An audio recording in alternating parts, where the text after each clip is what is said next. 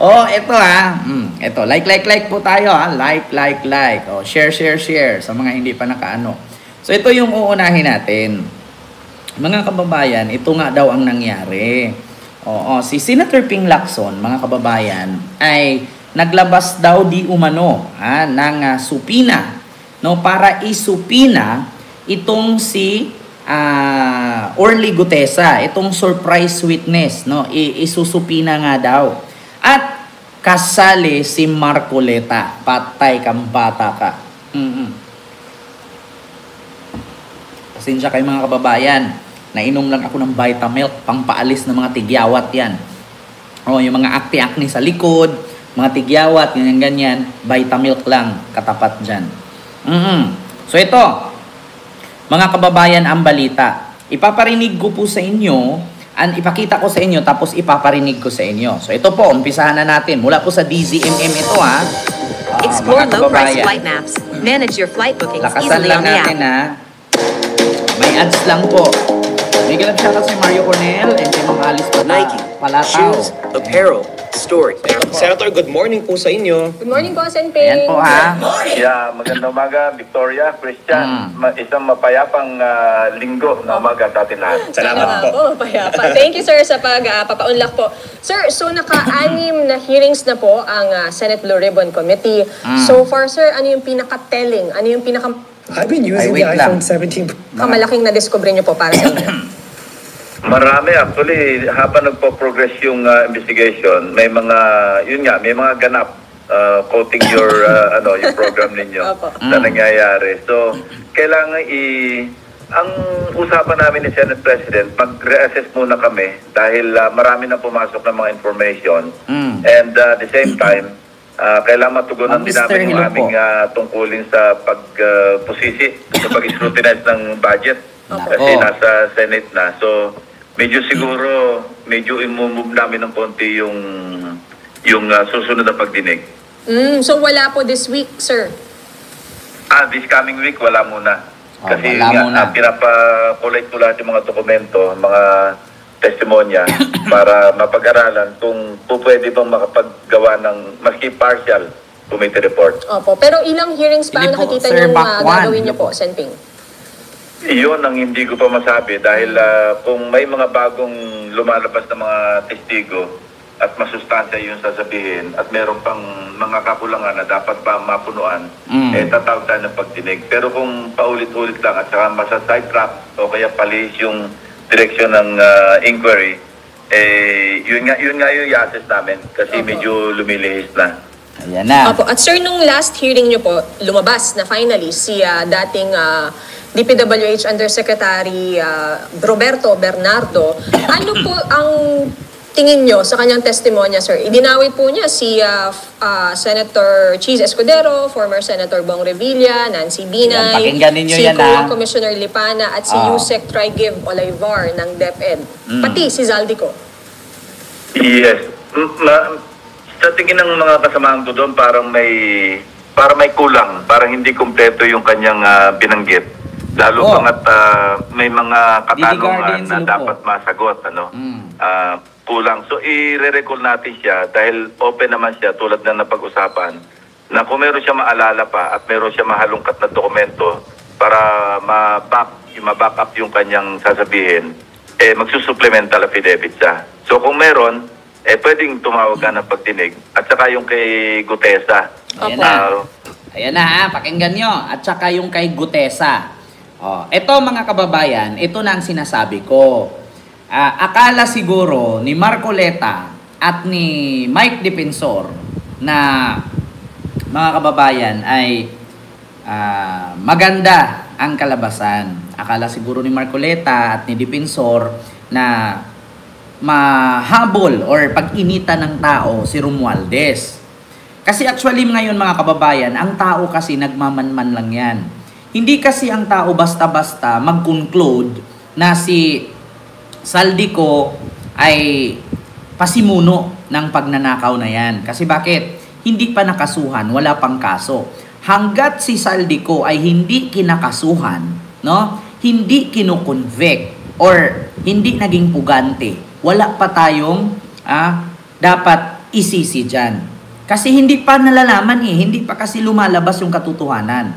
Ang problema kasi kay Marcoleta, nagbitbit ng isang witness di umano na peke nga ang notaryo, hindi nga daw pumirma itong abogado para sa notaryo na yan, ay eto na, masusupina na. Pakinggan nyo si Senator Ping Lacson. May mga ika-clarify sa kanyang testimonya nung Huwebes actually. Opo. Sir, tingin nyo meron pang mga hindi pinangalanan si Bernardo? Yun ang tingin ng karamihan sa aking mga kasamahan sa Blue Ribbon. At ako, I share yung kanilang observation na parang hindi may napangalanan at parang may wini-withhold pang mga information. Siguro, hindi ko rin masisi, baka naman naghahanap pa siya ng, kasi kailangan may reference If you remember, pag habang pinaguhugutan ng kanya sinasabi. So, pwedeng hindi niya binanggit pa kasi Senators, more congressmen pa? Congresswoman na nabanggit niya, pero Pimulya, may ads lang mga kababayan. Oo, parang si Alice Dula. Witness Protection Program, agad Custody of Senate. yes, nandiyan pa rin sila. I think na may Nang he was... Speaking of Ginoong Orly Gutesa, Senator, medyo mabibigat din po yung kanyang mga binitiwang testimonya doon sa ating pagdinig. Pero it turns out na hindi daw po pala acknowledge nung abogado kung saan ni-notarize yung kanyang mga statement. Paano yun, Senator? Ayan na. yes, napag-alaman ko na kasama pala sa function ng executive judge. In this case, City of Manila, kasi Ermita, Manila yung address noong ni Atty. Espera. So, kasama pala sa function niya yung mag-imbestiga ng violation ng mga dokumento patungkol sa yung pagnonotaryo, yung mga notarized document. So, ipaubaya namin yung aspeto na yon para malaman kung totoo bang sinasabi ni Gutesa na humarap siya sa notaryo publiko at kontra naman sa sinasabi noong sinasabing nag-notarize na hindi. So ngayon mga kababayan, tanong ko lang. Dito pa nga lang kung totoo ang mga sinasabi ni Orly Gutesa na bitbit ni Marcoleta di umanong surprise witness laban kay Saldico at kay Romualdez, mga kababayan, ang tanong ko lang, bakit hindi lumalabas? Bakit nagtatago? Bakit hindi sumipot sa DOJ? Yan lang ang tanong ngayon mga kababayan. Kasi ganito yan mga kababayan. Kung sakali napadalhan ng supina, kasi malaking aligasyon yan mga kababayan. Malaking tao yung kanyang mga pinapanangalanan. Nandyan si Romualdez, nandyan si Saldico. At kung sino-sino pa, ang kanyang aligasyon na nagbibitbit daw, nandyan pa si Eric Yap. Di ba? Ang dami niyang pinapangalanan ng mga malalaking tao na may mga posisyon sa gobyerno. So ngayon mga kababayan, unat sa poll, yung paglabas niya, or paglabas niya ng pangalan, pagbigkas niya ng pangalan, doon palang akusasyon na yan. Kapag hindi niya yan mapatunayan, mga kababayan, tapos hindi lalabas si Gutesa, sino ngayon ang hahanapin? Malamang sa malamang, si Marcoleta. Kasi si Marcoleta ang nagbitbit dyan. Kasi ganito yan mga kababayan Ganito, bigyan ko kayo ng example. Like po tayo mga kababayan. Ganito, bigyan ko kayo ng example. Yung mga video mo, Kent, ninakaw na sa ba YouTube channel na Garcia. Hindi, actually po, meron po akong Kent Garcia Talk. Akin po yun. Ngayon, mga kababayan, marami po gumagaya ng mga video ko dito. Ina-upload nila sa Facebook. Mga malalaki nga ang views. Pero nasasaktan naman yung mga DDS. Okay lang. At least nakatulong tayo na magising sila. So ngayon, mga kababayan, ganito yan. Bigyan ko kayo ng example.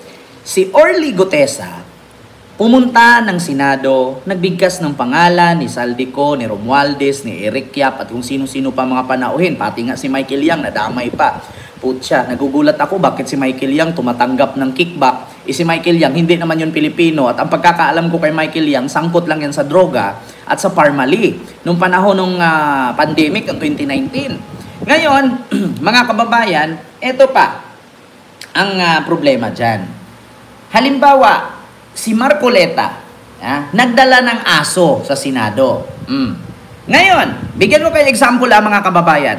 Halimbawa ngayon, kasuhan ni Lacson or ni Saldico or ni Romualdez itong si Gutesa, tapos hindi sisipot, magtatago. Ngayon, bigyan ko kayo ng example. Halimbawa, pumunta si Marcoleta sa Senado, may dalang aso. Yung asong dala niya, walang busal ang bunganga, may rabies. Naglalaway. Naglalaway yung aso na bitbit ni Marcoleta, maraming rabies. Example lang to Yung aso na yon umiikot ngayon sa lamesa habang nakaupo yung mga senador, mga congressman, mga mayors at mga panauhin. Kinagat. Kinagat nung asong bitbit ni Marcoleta. Naglalaway, may rabies, walang busal. Ngayon mga kababayan, sino ba ang dapat sisihin? Sino ba ang kasuhan? Sino ba ang panagutin? Yung aso na nangagat o yung nagdala ng aso? Ganun lang yan mga kababayan. Actually, mga kababayan, maraming alam. Ako, hindi man ako abogado, pero naiintindihan ko, napakasimple na gets yan Hindi po makakagat yung mga taong nakaupo doon. Hindi po mararabis yung mga nandun. At yung iba pang tao na kanyang na sugatan kung walang nagbitbit ng aso. Di ba? Alam niyo mga kababayan, hindi naman tayo mga bata na hindi makakaintindi. Kahit grade 1 nga Tingnan niyo yung grade 1. Meron kang kaklasing grade 1. Grade 1 kayo. Tayong lahat, grade 1 tayo. Ngayon, sasabihin, Ma'am, si Kent nagdala ng cobra. Kinagat po si Ma'am Rosemary, kinagat si Ma'am Lily Tonini, kinagat si Bella, kinagat si Jubilin Vergara. Ngayon, tinatanong ni Ma'am ngayon si Ma'am Ichinblo, totoo ba yan? Sino bang may dala ng cobra? Si Kent po. Sinong sisihin ngayon? Di ba? Sinong sisihin ngayon? Malamang si Kent. Si Kent ang may bitbit ng cobra. Di ngayon, ibalik natin kay Marcoleta. Pagkatapos magwala ni Orly Otesa, pagkatapos magbigkas ng mga pangalan dyan kung sino-sinong sinabi niya na hinahatiran niya ng pera at siya daw ang bagman. Tapos nasira na ang pangalan ni Saldico ngayon. Nasira na ang pangalan ni Romualdez. Nasira na ang pangalan ni Eric Yap. Sino sisihin nun kung mawala si Orly Gutesa? Si Eric Yap ba? Si Saldico ba? Si Romualdez ba? Si Marcoleta ang may dala niyan Si Marcoleta ang isa sa panagutin nyo dyan. Kung mawala man si Orly Gutesa at hindi na mahagilap yung Poncio Pilato na yan, si Marcoleta ang panagutin nyo kasi si Marcoleta ang may dala niyan. At higit sa lahat mga kababayan, si Marcoleta hindi naghingi ng abiso na ipasok niya at pasalitain niya dyan sa hearing na yan sa Senado itong si Orly Gutesa. Sabi nga ni Senator Ping Lacson, hindi daw naghingi ng abiso. Walang abiso si Bulldog. Dinala lang niya yan, pinayaw-yaw niya dyan kung anong-anong mga pinagsasabi, tapos kinukots pa. Huwag ka magmadali magbasa, naiwan mo yung number 20, page 20 Kita ninyo? So halatang halata na scripted yan. Wag magmadali. Hindi naiwan mo, balikan mo. Yung page 20. Yung page 20, ayan na, nagmamadali ka naman kita mo? Bakit may kopya si Marcoleta? Bakit alam na alam niya? Di ba? So ibig sabihin mga kababayan, alam na this, kutsing nga. Pakinggan natin, sabi ni Ping Lacson. So i-resolve yun ng executive judge, si Judge Carolina Sison, no? Siya yung executive judge sa Manila. Makikipag-ugnayan kami sa kanya. Titingnan namin kung makakakuha kami ng kopya sakaling ma-resolve niya yung issue na yon. Ang dinig ko nga, early next week, magpapalabas siya ng mga subpoena. Nako, eto na. Early next week, magpapalabas ng subpoena si Ping Lacson. Ito, ulitin ko sakaling ma-resolve niya yung issue na yon. Ang dinig ko nga, early next week, magpapalabas siya ng mga subpoena kay Gutesa. In fact, pinakuha niya yung address ni Gutesa kasi wala doon hindi niya makita sa affidavit. So, walang address si Gutesa. So bakit yan pinapayaw-yaw nila dyan na hindi kumpleto? Walang address. So ngayon, paano nyo kasuhan yan? Paano nyo ipasupina yan? Sino ang hatira ng supina niyan kung walang address? Eh kaya nga, walang address dun sa notaryo. At sabi pa mismo nung abogado, hindi daw siya pumirma, hindi daw niya pirma yan. Oh, ito na. Binigyan namin sa opisina niya yon at mag-i-issue ng subpoena kay Gutesa, kay Atty. Espera, and probably, pati kay Senator Marcoleta. Kita ninyo, mag-issue ng subpoena doon sa abogado, kay Gutesa, at pati na rin kay Marcoleta. Tignan mo, Marcoleta, katanda-tanda mo na, mapapahamak ka pa. Eh, kung hindi kasi ka tumanda, hindi ka naging bobo eh. Yeah, kita mo, pakinggan ninyo. Sa affidavit. So, binigyan namin sa opisina niya yon at mag-i-issue ng subpoena kay Gutesa, kay Atty. Espera, and probably, pati kay Senator Marcoleta kasi siya yung nagpresenta sa kanya bilang testigo. Ayan na, rinig ninyo. Oh, pati si Marcoleta, isusupina kasi si Marcoleta ang may bitbit dyan kay Gutesa sa Senado. At hindi pa nga humingi ng wala ngang abiso yan eh. Di ba kabastusan yung ginagawa ng matandang bulldog na yan? Oh, walang abiso. Akala niya siguro pag mamayari niya yung Senado kasi senador na siya, dinala niya, pinasalita niya, tapos peke pa yung notaryo. Kita ninyo? Oh, katulad dun sa Congress noon. Ang lakas ng loob niya na i-contempt si Atty. Insurrecto kasi sinabihan siyang malilin lang. Tapos bigla siyang binara ni Dan Fernandez. Eh, tika lang. Bakit po? Paalala ko lang po, si Congressman Marcoleta, hindi po miyembro ng committee na to. Kaya wala po siyang karapatan mag-contempt. Diba? Ang kapal ng mukha. Diba? Ang kapal ng mukha. Hindi ka pala kasali sa committee. Hindi ka miyembro ng committee. Tapos, makikihirit ka doon, nagka-microphone pa ang tanga. Tapos ikukontempa niya. Oh, di ba? Kita mo? Di napahiya siya ngayon. Tapos sabi pa, magsuri ka. Sabi naman ni Insurrecto, ba't ako magsusuri? Oh. Diba? Kasi pabida eh, paepal eh. Para ka lang si Magalong eh. Kung ako sa'yo, Marcoleta, mag-resign ka na eh. Magbitiw ka na sa pwesto, gayahin mo si Bato. Oh, para ka si Magalong. Tinalaga ka lang na advisor, magugulat ka, nauuna ka pang nag-imbestiga. Pabida-bida. Kita ninyo yan? Tinalaga ka lang advisor, tapos ang ginawa mo, nag-iimbestiga ka na una. Nauna ka pa doon sa mga, sa mga panauhin ng ICI. Kita mo, advisor ka lang, doon sa uuna kang mag-imbestiga. Pabida, resign. Tanggal. Pal eh. Ang hirap sa inyo eh. Langaw lang kayo, tumungtong sa kalabaw, magugulat ka, ilang araw, naging kalabaw na din. Kita nyo yan? Diba? Iyotman, bulong si Iyotman. Oo, dapat nga eh, mag-resign na. Utragis na yan. Padalhan yung supina yan. Pag hindi dumating, padalhan yung Granada. Nang sumabog, matanggal yung bangs.